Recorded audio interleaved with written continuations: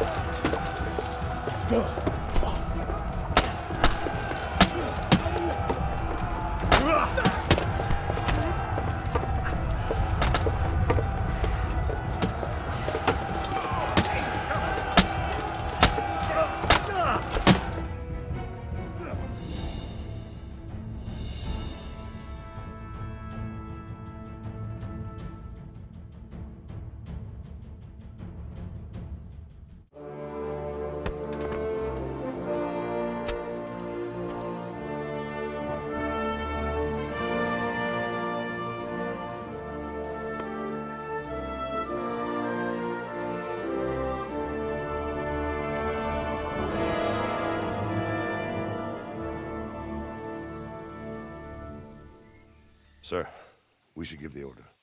Let's see if Istvan Toth can worm his way out of this one. Don't tempt fate, Hanush. Istvan! It's over!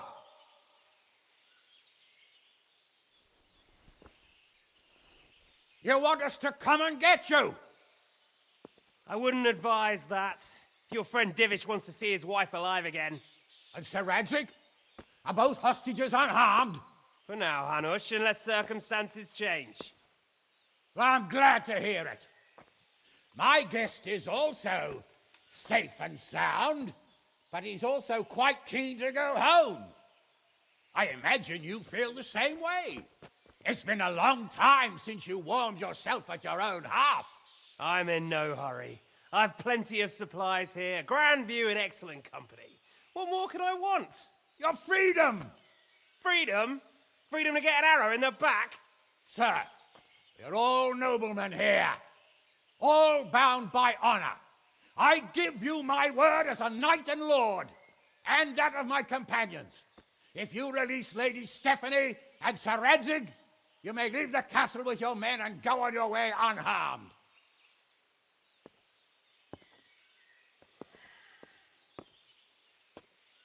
And just how far will we get? What good will it do me if your men attack us in the woods instead of here? If you give me your word of honor that you will leave and never return, I promise you safe passage to the boundary of this fiefdom.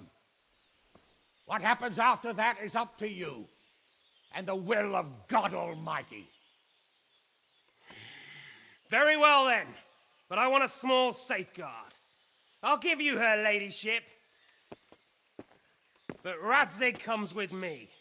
I'll release him in Skalitz. Out of the question! Is our word not good enough for you? Is mine not good enough for you? I swear I'll release him when I get to a safe distance. I'll go with him, Hanush. Let the Lady Stephanie have her freedom now. Father! Don't worry, son. I trust Lord Toth's self-interest more than his word. He wouldn't be fool enough to harm me. If you're certain, Radzig. Prepare horses and supplies, and tell your men to pull back. We'll come down. You heard him. Get to work. And any man who breaks his truce answers to me. So, are you really going to let them go? My word is my bond, Henry. He's a cutthroat and a liar. Good men are dead because of him.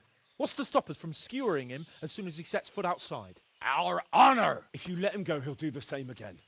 Or worse. God's justice will find him. Then, he'll get a taste of my mace. If we break our word of honor, we have none. And without honor, we are nothing. Never fear. Your father will be all right. We'll hunt down those vermin yet.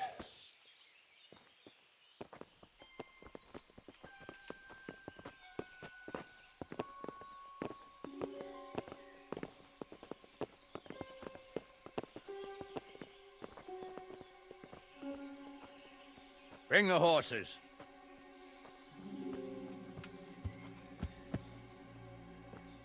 Here she is, as I promised. Not a hair on her head harmed. Divish. much, Daphne. Forgive me, husband. I'm sorry For what? for letting them into the castle. Come now, my dear. You're not to blame. I didn't know who he was.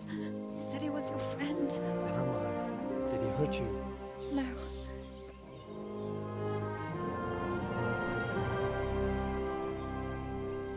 I hope your word can be trusted. Certainly more than yours. If everything goes as agreed, I'll set Radzig free in Skalitz. If anyone tries to follow us, I'll kill him. We won't. My apologies for keeping you from your father, but you'll see each other soon enough. Oh, I almost forgot. Your sword. I expect you'll want it back after all the trouble you went to. Actually, you know what? I think I'll keep it. As a memento. This isn't over. I'll find you. I look forward to it. Yeah!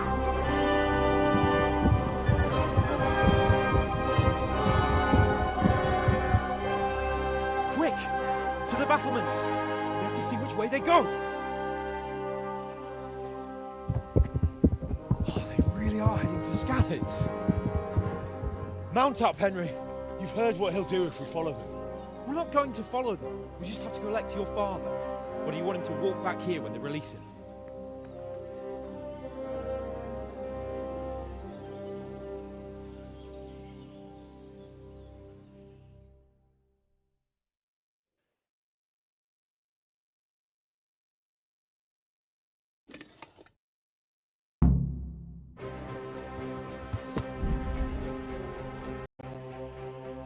Yeah!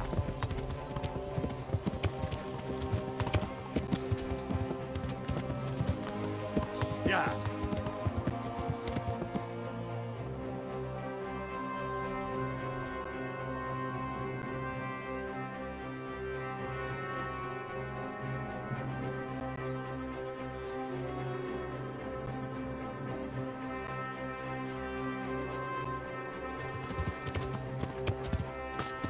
Yeah! Yeah!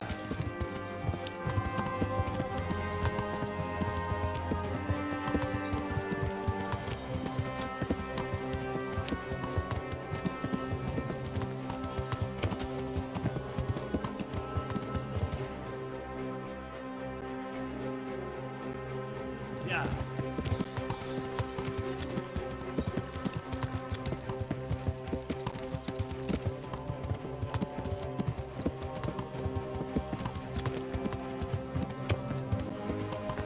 Yeah!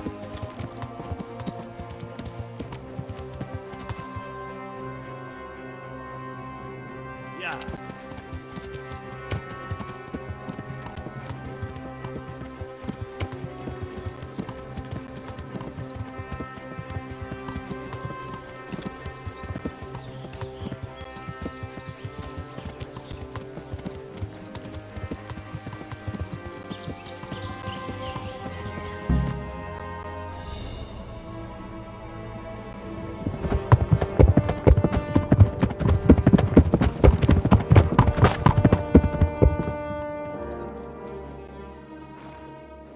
There's no sign of them.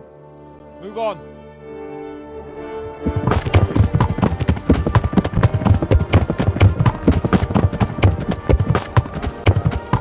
There!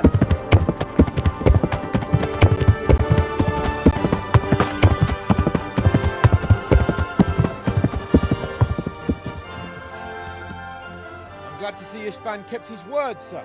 Not half as glad as I am, Your Grace. Well, we kept our word too. And now Toth has had his head start and he's fair game. Which way do they go? To the north, but I would be careful, Sir Hans. Fear not, Your Grace. I have twice as many men as he. Well, I won't keep you any longer. I'm sure the two of you have a lot to say to each other. Let's go!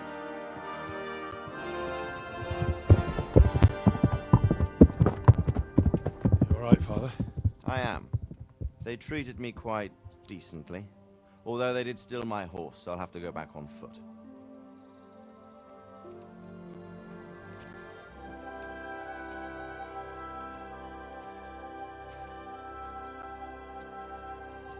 It looks like it's all over. Not by a long shot. It won't be over until we get this mess cleared up. And catch that bastard. How could we let him go? Would you rather we killed him? Even if it meant Lady Stephanie and I died too? No, of course not. But what was to stop us from killing him after the exchange? Honor? Honor?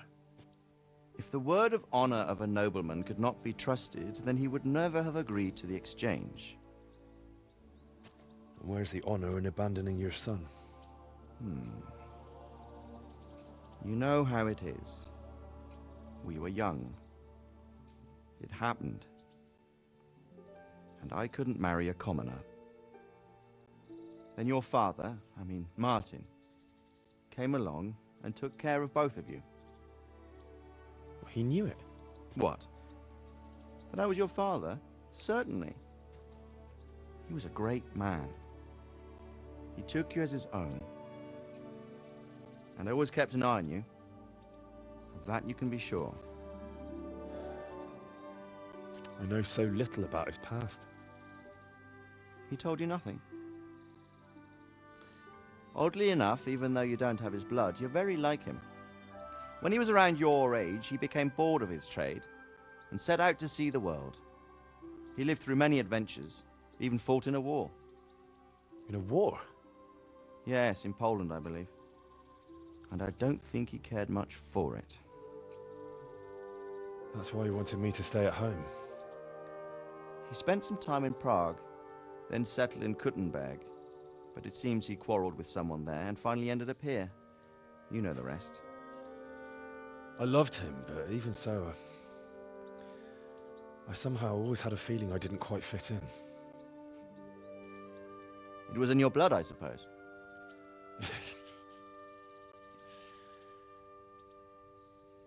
I lost the one thing I had left from him. Your sword. Ah, the sword. It's not my sword. It's yours. For a moment there, it was so near, yet so far. Oh, well, it can't be helped. It was almost within my grasp, but just then I had something else on my mind. Well, I think we may yet have a chance to get it back. This business with Toth is not yet over, unfortunately. That's a chance I'd welcome. Not just to get the sword, but that bastard Istvan too. And then I'll find that German whoreson who torched Skalitz, and I'll slay him with it. I'll never forget his face. Or his name. Marquardt von Aulitz. Those are noble intentions, son. But don't forget there are other things in this world that are worth living for. Like what? Look around you. Blue skies overhead, green grass underfoot, beautiful girls. Good wine, a few good friends, and a fine steed under your backside. Those are things worth living for. Though I can't deny that swine who killed your mother must pay for what he did. It is better not to dwell too much on that at the cost of those other things. On the subject of steeds, I think we'll have to ride like the Knights Templar. How's that? 2 up. One day I'll tell you how they got their seal. You can take the front.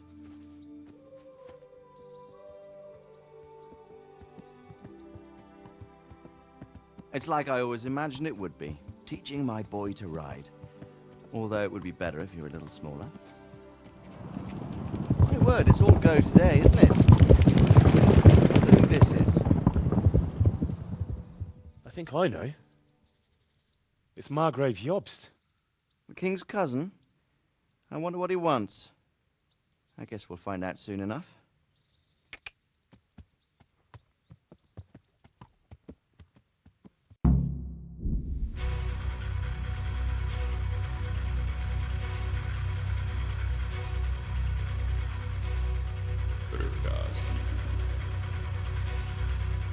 Město mě vřele vítá ve svém nitru.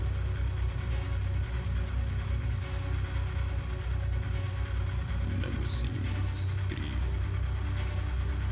jsem něčím štván. Navíc nejsem cizincem. Abys mě dál. A již tuším, že myšlenky mě dostihnou.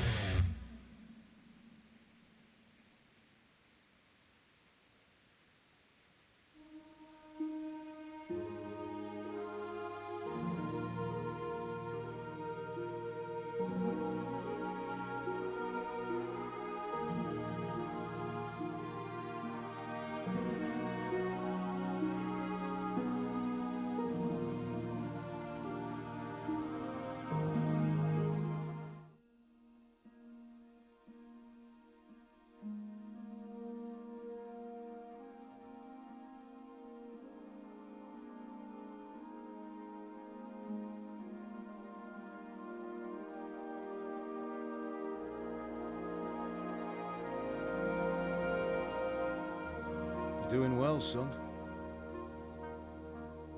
Father. Come now. You know who sired you. That doesn't matter now.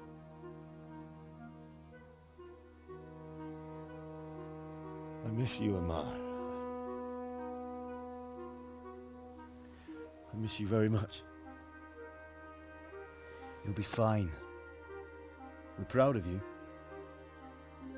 For what?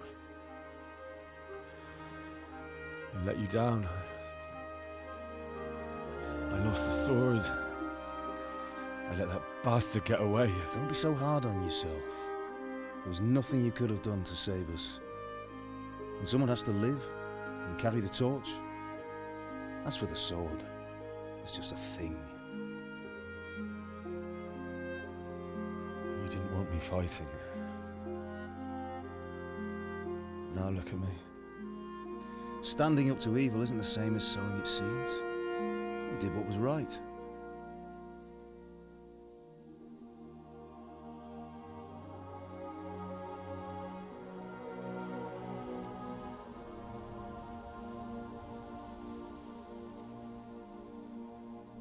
I have to leave you now. Oh, please. You know I can't stay.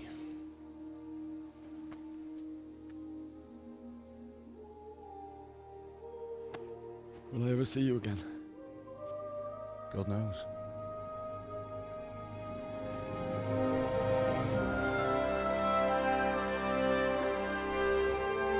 Make her proud.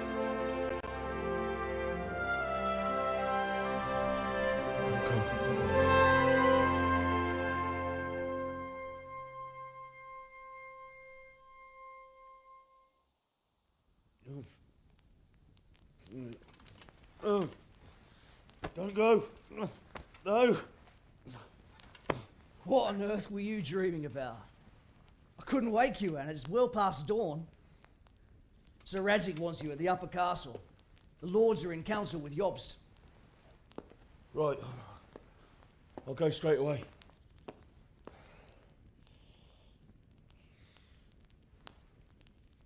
What is it?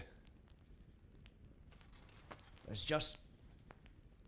I don't know how to address you anymore. All of a sudden you're Sir Radzig's son, hobnobbing with lords and ladies. And here's me, as common as muck. Oh, give over, you idiot. Do I look like a lord to you?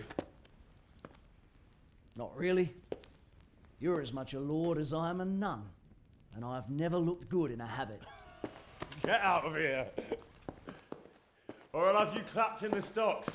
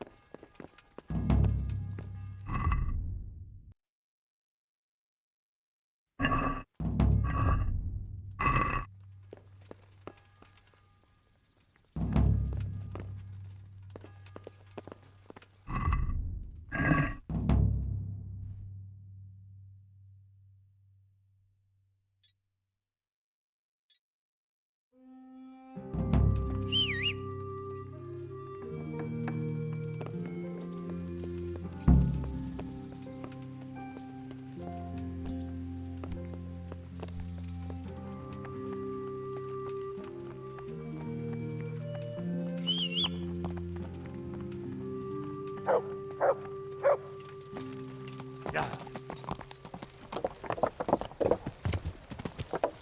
Yeah.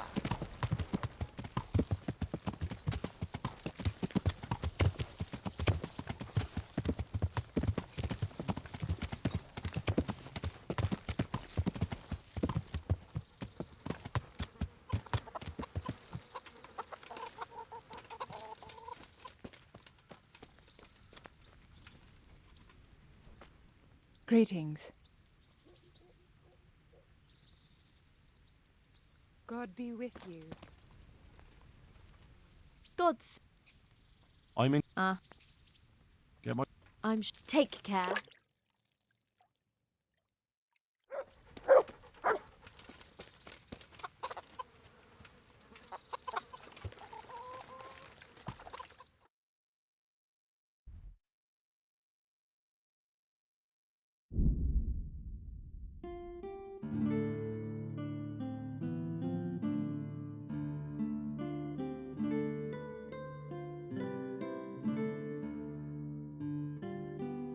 Ah, Hal. Are you going to the meeting with Margrave Jobst as well? I am. What about Istvan? I assume. That we didn't catch him? No. Because if we had, you'd be the first one to know. Have no fear. We'll get him eventually. I hope you're right. Anyway, let's go and see what Jobst wants from us.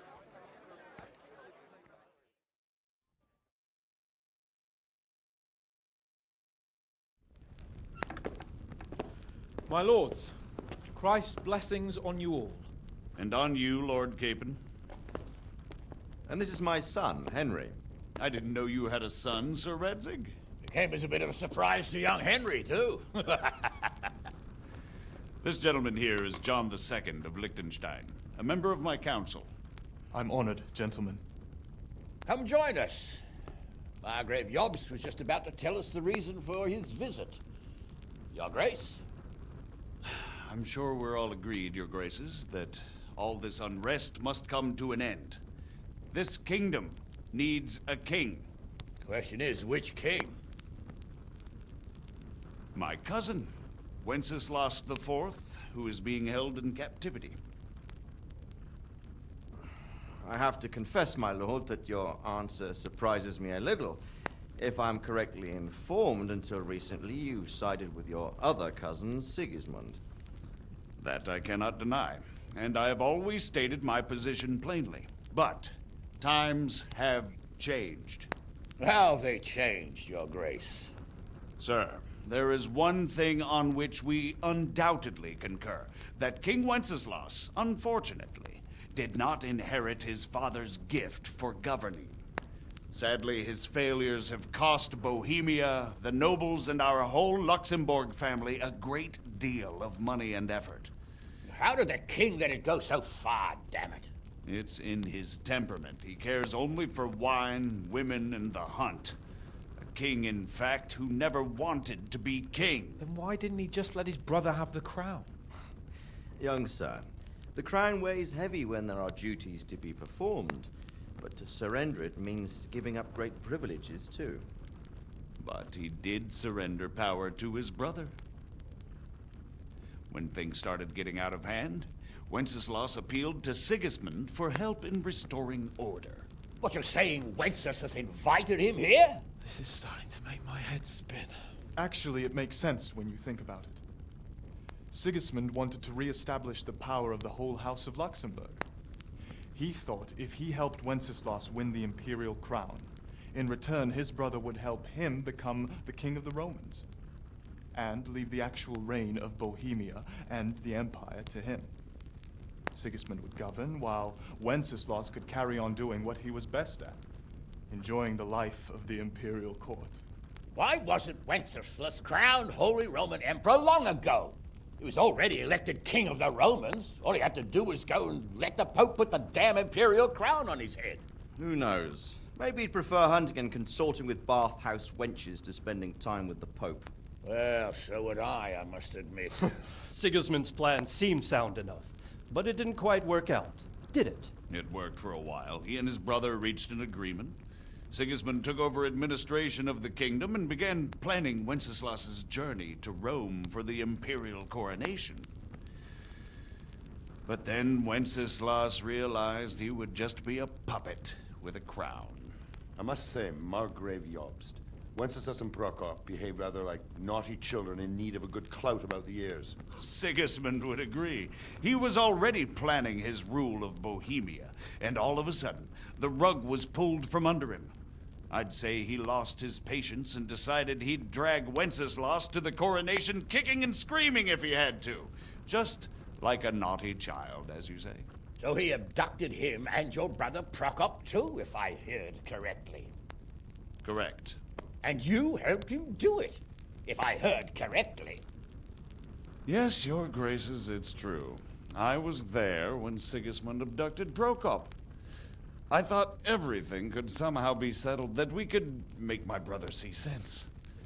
But Sigismund just wanted to put an end to the dispute once and for all, whatever the cost. There was nothing I could do to stop him. And that's one of the reasons why I'm here. The worst of it is that it was all for nothing.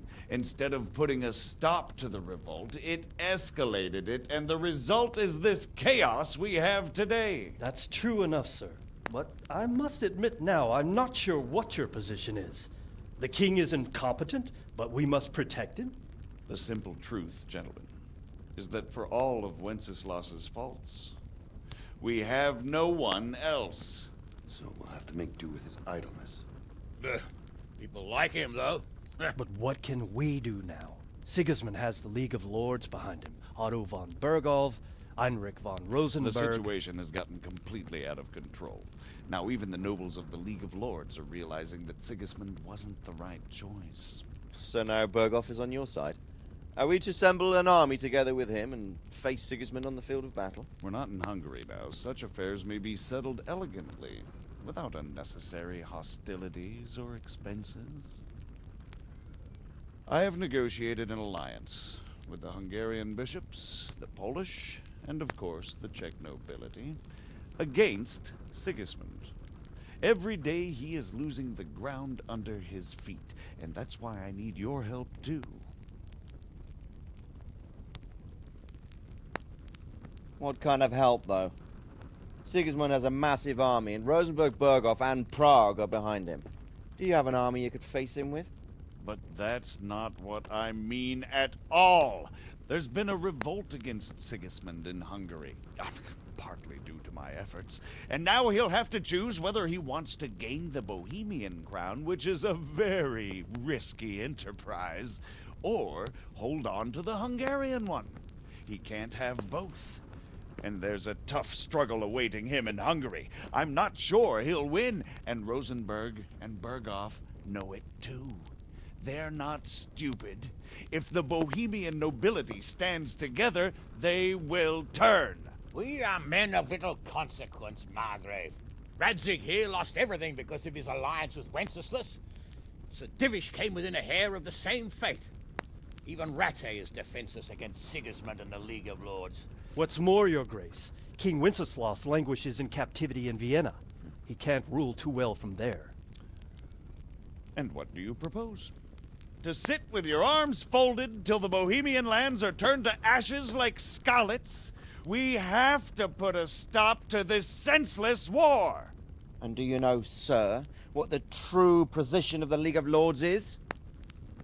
I'm not on the best of terms with them at this moment, so you'll have to ask them yourselves. Yes. Why not? I'll go and visit Berghoff at his castle and we'll see what he tells me. You know, that's not such a bad idea, young sir. True. Though a little risky. I doubt Berghoff would harm a blue-blooded envoy. And you can find out what he has to say about developments and what the League of Lords is planning. Then we'll decide what to do next. I'll help you compose a letter to him. I'd like Henry to come with me. Why not? He's proven himself an able investigator, and he'll also be a good bodyguard if anything should happen. And I'll send Sir John here to Kuttenberg to be my eyes and ears there. I believe both your reports will help us get a better grip on the situation. When can you set out? Just as soon as I've packed my things. Excellent. Margrave Jobst and I will draft a letter. Get ready, and we'll meet back here.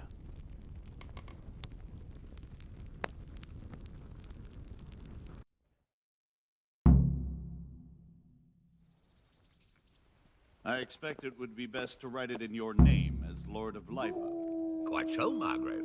What exactly am I to write? Oh, what isn't really the issue. The question is how. We need to learn where they stand on liberating the king and ousting Sigismund. If they'll make trouble or join our side, but... But we have to ask in a way that won't leave Sir Capon being run out of the castle with a whip. Exactly.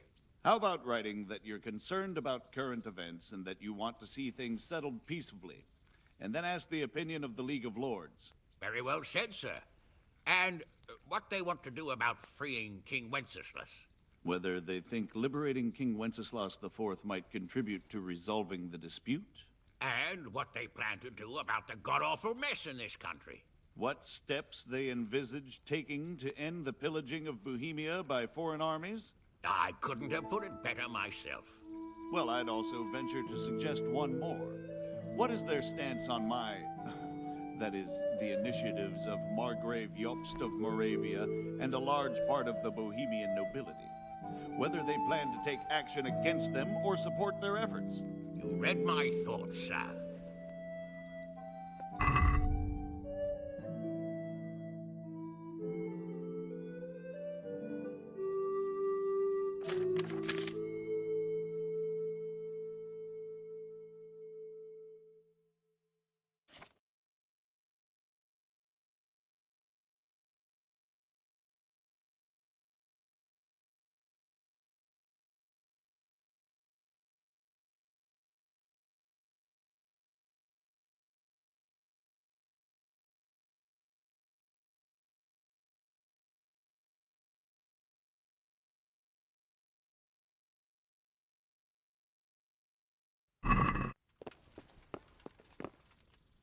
So, it looks like you're off on a mission. Yes, I can't wait. I don't want to dampen your spirits, my boy, but watch out. These are evil times, and who knows what can happen along the way. Not to mention that Bergov is no saint. Don't worry.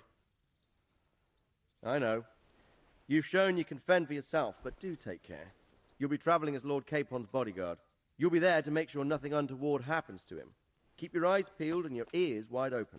What Bergov tells you is one thing, but what you see may be quite another. Rest assured, Father. And don't get embroiled in anything else. Just hand over the letter, hear out his reply, and return. Yes. Very well.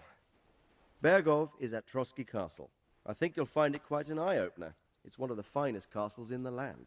It's 3 days' ride from here, so unless you hit a snag along the way, you'll be back soon enough. Any questions?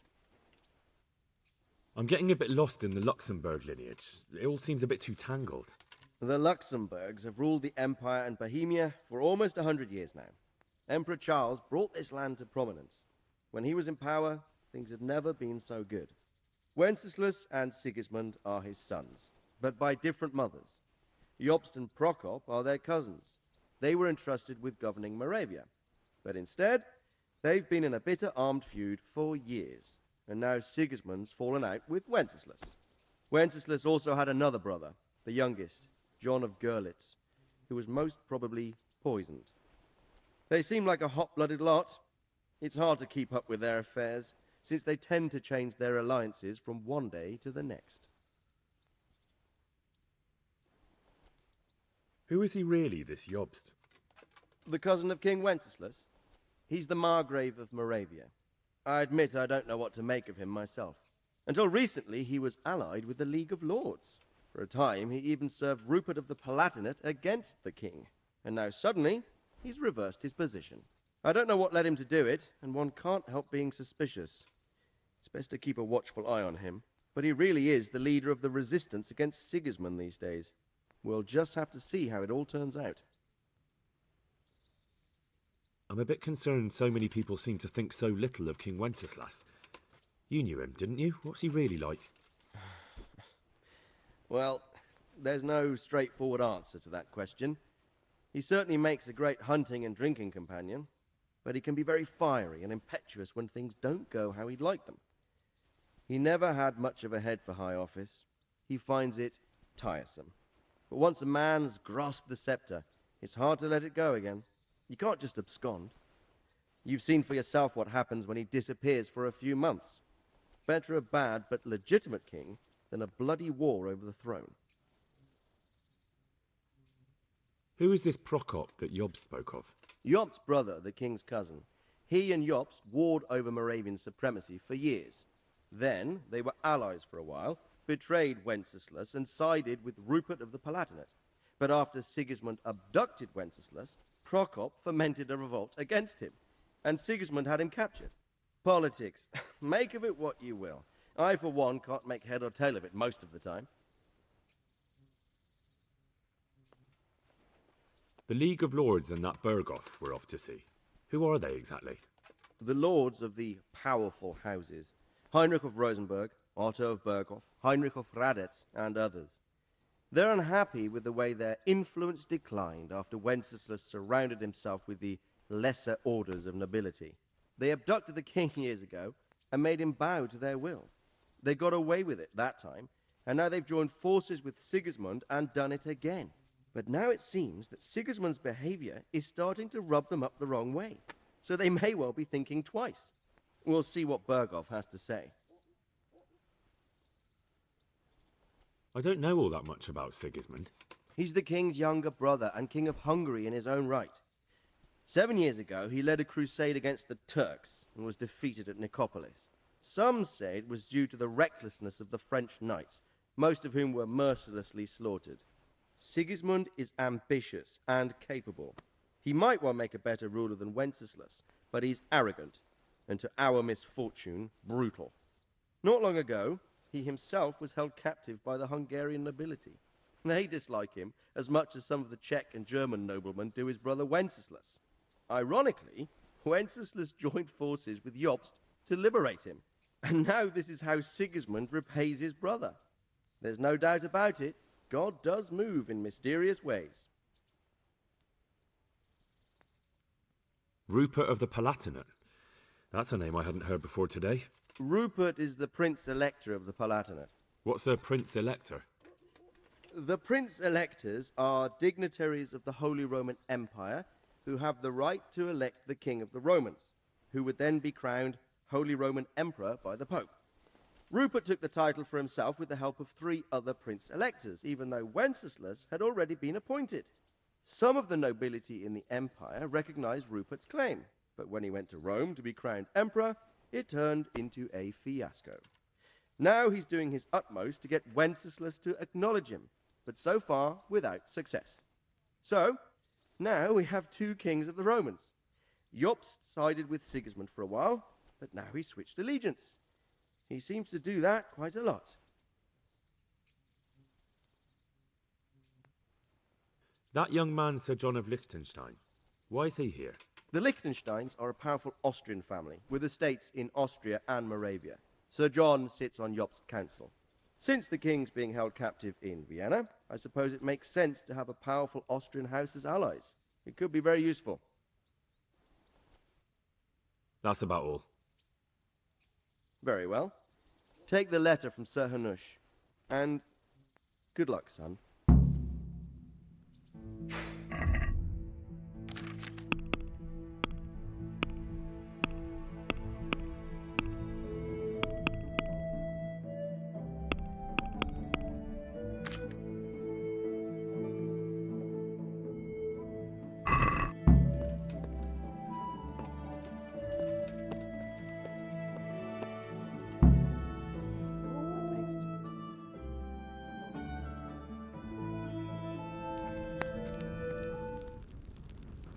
I believe we have written it well, gentlemen.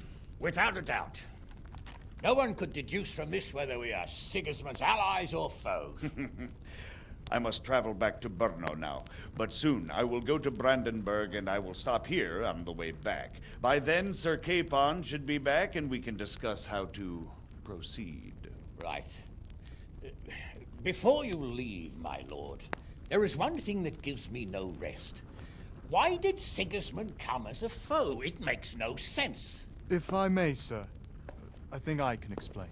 Oh, please enlighten us, young sir. I live not far from Hungary, where Sigismund reigns.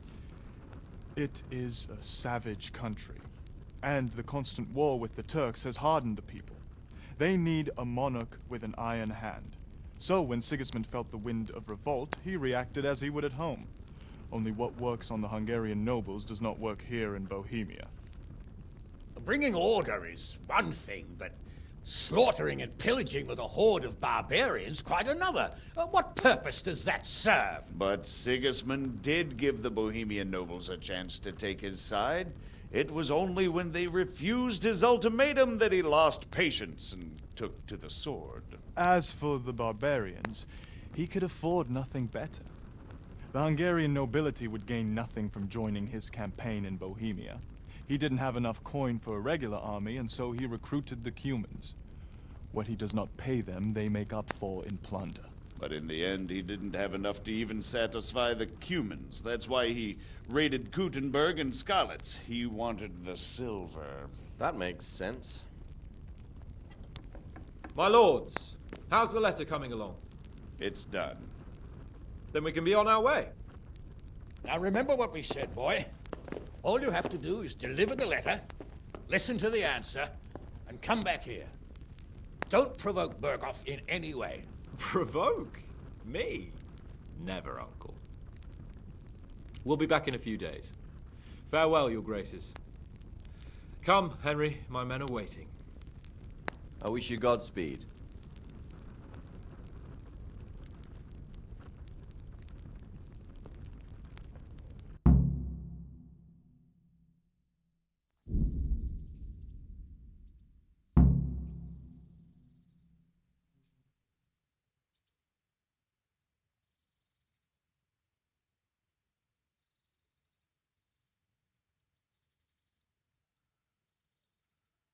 Come now, Hal. My men are mustered in the courtyard. We can get going.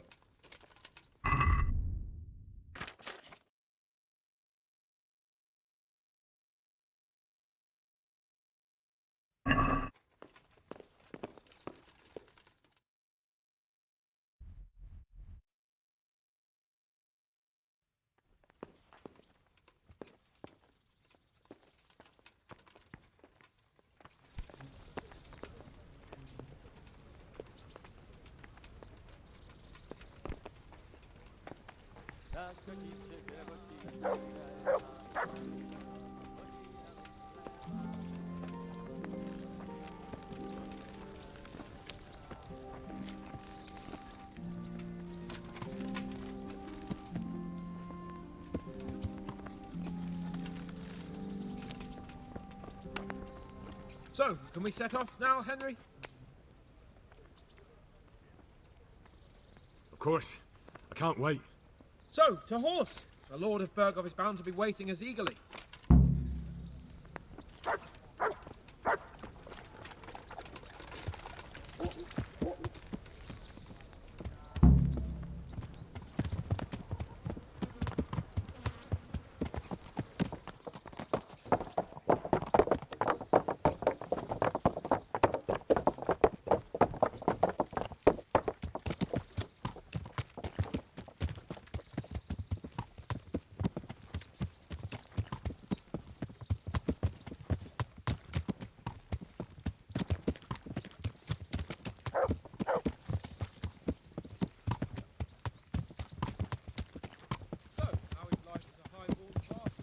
I'm getting used to it. What about Radzig? Has he accounted for not owning up to you the whole time? He explained it. All will be well, I think. Glad to hear it. It's far more acceptable for a nobleman to befriend a noble bastard than a blacksmith's son. Mind you, don't come to blows with a blacksmith, my young lord.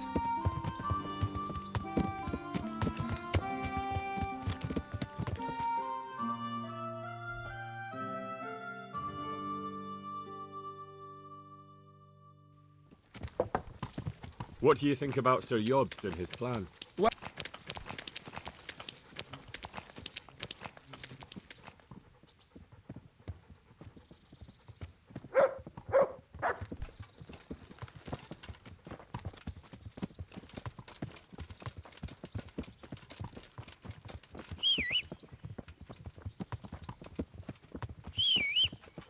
Yeah. Yeah. Did you know that King Wenceslas is such a... feckless drunkard? Not really. And to be honest, I'm not sure I wanted to know. I slept better believing my fate was watched over by a wise and powerful monarch. So did I. What a dismal world when you can't keep trusting your own king. On the other hand, times were better with him here than with him gone. Isn't that the truth?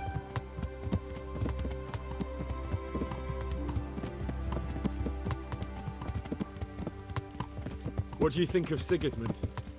If I were him, I'd have had enough of my brother even sooner. But he's a monster. Look at what those hordes of his are getting up to here. What he did in Skalitz. True enough. On the other hand, if Wenceslas and Prokop hadn't double-crossed him, none of this would have happened. No one forced him to burn Skalitz. That's a fact. But he couldn't let them shit all over him either. Not that I'm defending him. He's a weasel. No doubt about that.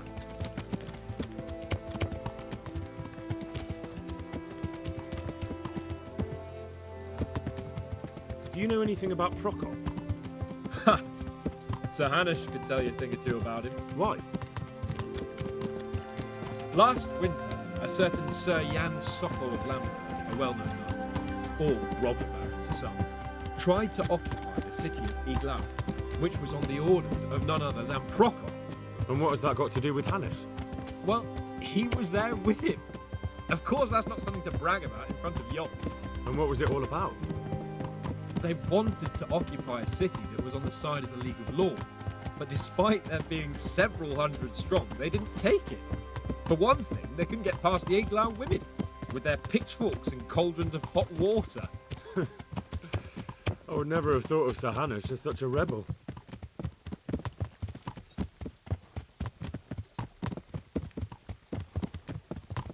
And have you heard anything about Rupert of the Palatinate? A little. He can't manage even to wrest power from a king who doesn't much care for ruling and isn't fighting back. That doesn't seem like a man who has what it takes to rule. And that's all I need to know.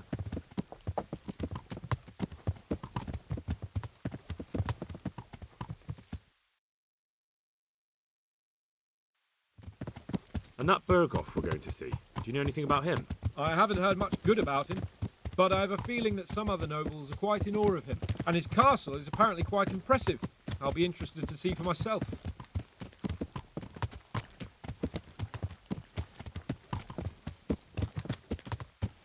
And what about the League of Lords?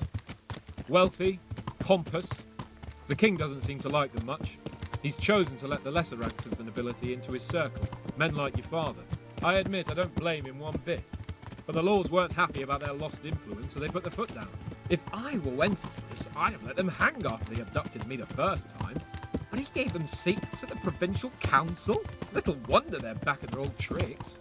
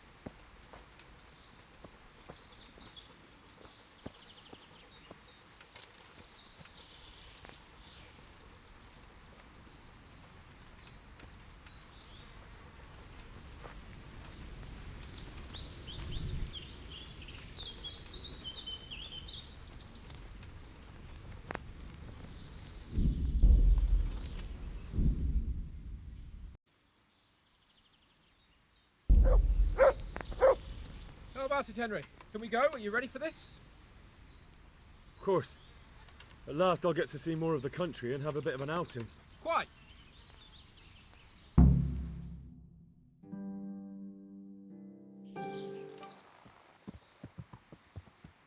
Let's get to it then.